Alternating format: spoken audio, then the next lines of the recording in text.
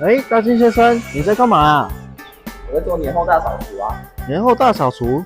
对啊，我现在直接用这个吹风机把所有的灰尘都吹成一堆之后，再直接扫起来。在机器这么发达的时候，已经没有人慢慢再用扫的在做大扫除了吧？哦，原来是这样啊。